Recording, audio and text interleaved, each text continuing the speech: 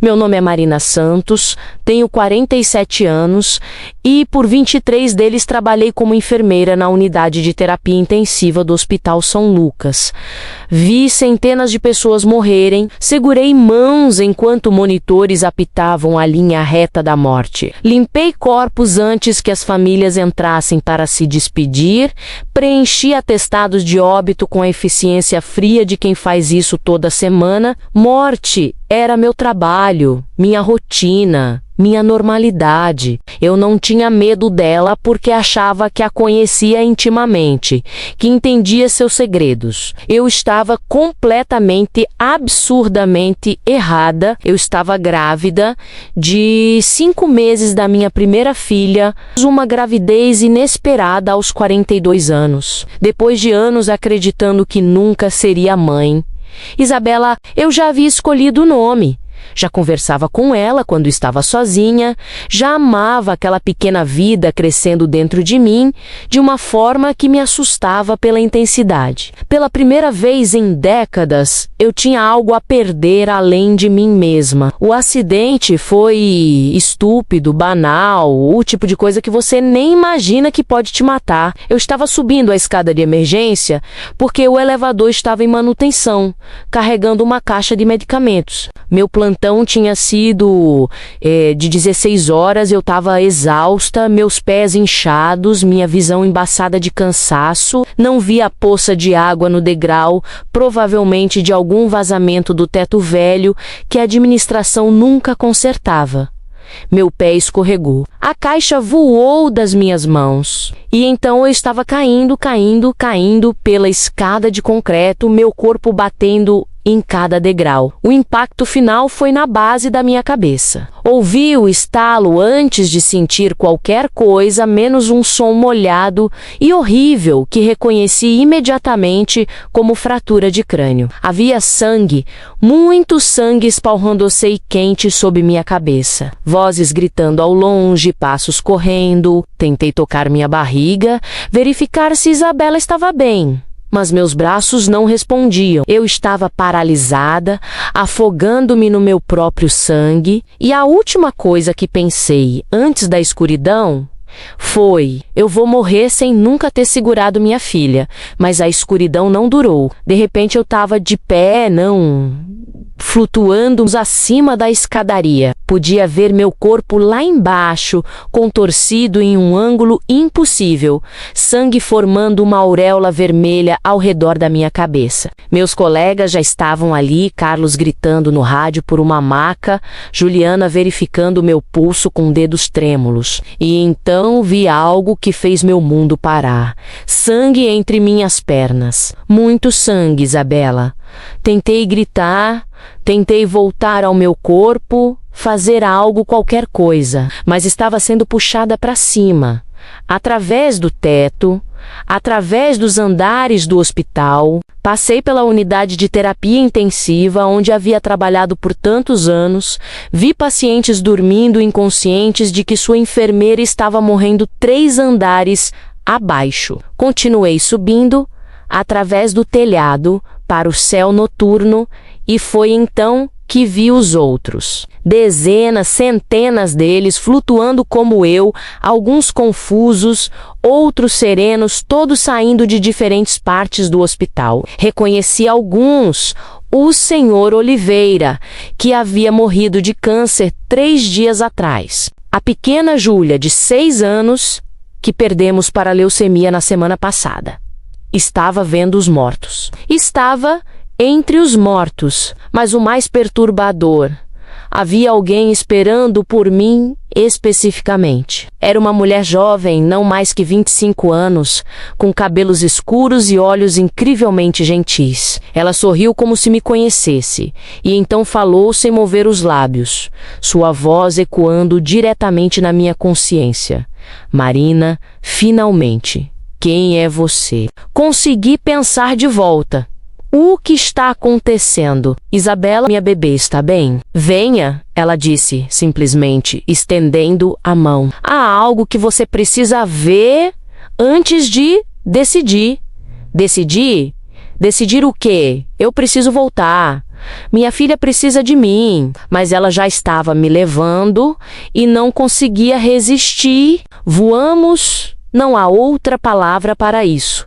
Através do céu noturno, através de paredes e tempo e espaço, até pararmos em um quarto de hospital que eu conhecia bem, a ala de maternidade, e ali, através da janela do berçário, vi uma cena que partiu algo fundamental dentro de mim. Havia um bebê recém-nascido, uma menina minúscula e perfeita, de cabelos escuros como os meus, mas ela estava sozinha, nenhuma mãe ao lado do berço, apenas uma etiqueta. Bebê Santos, mãe falecida no parto. Pai desconhecido. Não. Sussurrei. Não, não, não, não. Olhe mais de perto, a mulher disse suavemente. Foi então que percebi a data no monitor ao fundo. Daqui a 4 meses, aquele era o futuro. Um futuro possível. Se eu voltasse ao meu corpo agora, Isabela nasceria, mas eu morreria no parto devido aos danos internos da queda. Minha filha cresceria sem mãe, no sistema, sozinha. Por que está me mostrando isso? Gritei, a agonia rasgando através de mim. É crueldade, não é crueldade, é escolha. A mulher se virou para me encarar completamente, e foi quando a reconheci. Meu Deus, como não tinha reconhecido antes! Era eu, era meu rosto, meus olhos, mas mais jovem, muito mais jovem. Você ainda não entendeu quem eu sou, Marina? E então, entendi. As memórias inundaram como uma represa rompida, menos memórias que não eram minhas, mas eram outra vida, outra época. Eu tinha sido enfermeira antes, em 1983, morri jovem em um acidente de carro a caminho do hospital. Morri antes de ter filhos, antes de viver completamente, cheia de arrependimentos. E havia algo mais, algo que me foi mostrado com uma clareza devastadora.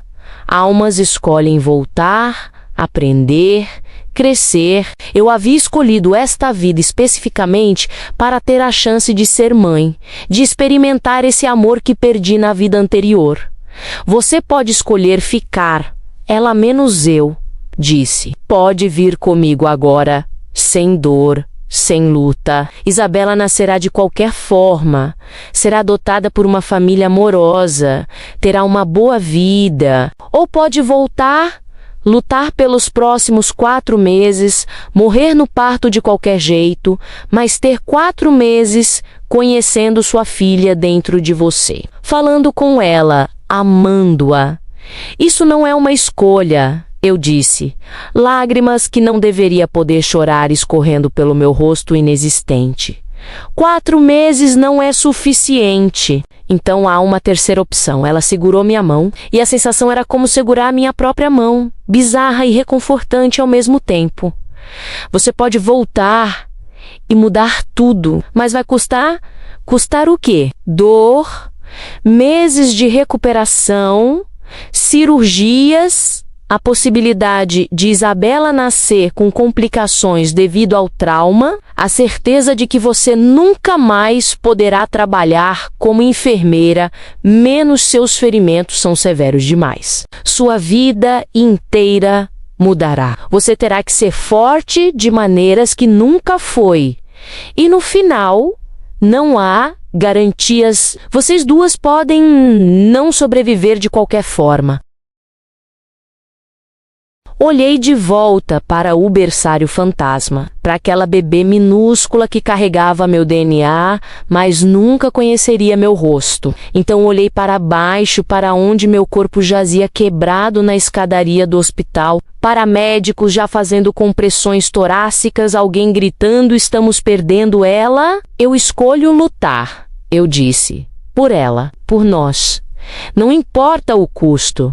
A outra é o menos minha alma anterior, meu eu superior, seja lá o que era, menos sorriu com uma tristeza bonita. Eu sabia que diria isso. É por isso que você é mais corajosa do que eu jamais fui. Mas Marina, antes de voltar, você precisa entender algo. Ela tocou meu peito e de repente eu estava vendo tudo, não apenas minhas vidas, mas os fios invisíveis conectando todos os seres. Vi o Sr. Oliveira Kemori cuidando, esperando no outro lado, por sua esposa que faleceria 6 meses depois, sua missão de vida completa. Vi a pequena Júlia correndo em campos de luz, sua curta vida tendo ensinado a dezenas de pessoas sobre amor incondicional e coragem. Vi que cada morte que testemunhei, cada corpo que preparei, cada mão que segurei nos últimos momentos, menos nenhuma foi acidental, nenhuma foi sem significado. Você escolheu ser enfermeira nesta vida para aprender sobre morte antes de aprender sobre vida. Ela explicou, para entender que elas não são opostas, mas partes do mesmo ciclo. Você precisava perder o medo da morte para poder enfrentar o que vem a seguir. E o que vem a seguir. 3 anos. Marina, se você voltar, se lutar, se sobreviver ao parto contra todas as probabilidades, você terá 3 anos com Isabela antes que seu coração, danificado na queda, finalmente desista. 3 anos não é uma vida inteira, mas pode ser o suficiente para ensonar-lhe o que ela precisa saber. Pode ser o suficiente para que ela se lembre de você, para que carregue seu amor como uma armadura pelo resto de sua vida. 3 anos, apenas 3 anos. A injustiça disso me queimou. Por que me dá uma filha apenas para arrancá-la de mim? Porque não é sobre duração, Marina, é sobre profundidade. Algumas pessoas vivem 100 anos e nunca realmente amam. Você terá 3 anos de amor mais puro e intenso do que a maioria experimenta em uma vida inteira. A pergunta é: isso é suficiente para você? Pensei em todas as mães que vi perderem filhos na unidade de terapia intensiva. Como elas sempre diziam a mesma coisa, eu daria qualquer coisa por mais um dia, mais 1 hora, mais 1 minuto. 3 anos era um tesouro inimaginável comparado a isso. É suficiente, eu disse. 3 anos de ser mãe dela é melhor do que uma eternidade sendo qualquer outra coisa. A outra eu assentiu. E então me abraçou. Abracei a mim mesma menos, e naquele abraço senti todas as vidas que vivi, todas as lições aprendidas, todos os amores perdidos e encontrados novamente. Então vá, Marina, lute como nunca lutou. E quando chegar a hora de voltar para cá, permanentemente, você não virá com arrependimentos. Você virá completa. A dor que me puxou de volta ao meu corpo foi pior do que a queda. Era como ser enfiada em um caixão de agulhas, cada nervo gritando, cada osso quebrado protestando. Ouvi minha própria voz gritando, engasgando, e então o gosto de sangue na minha boca. Os rostos dos paramédicos acima de mim, chocados.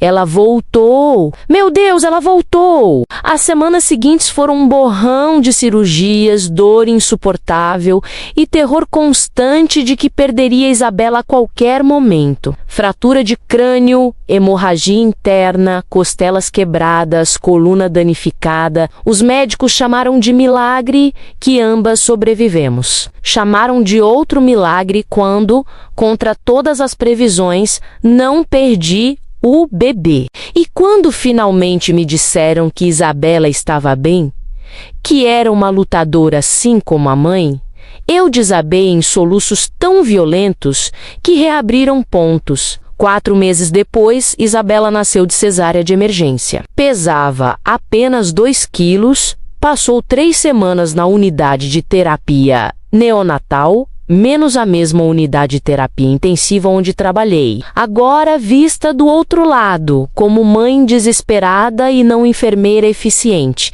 Mas ela sobreviveu. Nós sobrevivemos. E tivemos nossos 3 anos. 3 anos de primeiros passos, primeiras palavras, primeiros tudo. 3 anos de acordar às 3 da manhã para amamentar e sentir gratidão em vez de exaustão. 3 anos de documentar cada momento em vídeos e cartas, criando um tesouro de memórias para quando eu não estivesse mais aqui. 3 anos de dizer, eu te amo tantas vezes, que minha filha aprendeu isso antes de aprender, mamãe. 3 anos de viver mais intensamente do que a maioria vive em 80. No 3º aniversário de Isabela, meu coração começou a falhar. Os médicos disseram que o dano do acidente havia sido progressivo, que era surpreendente ter durado tanto. Recusei internação.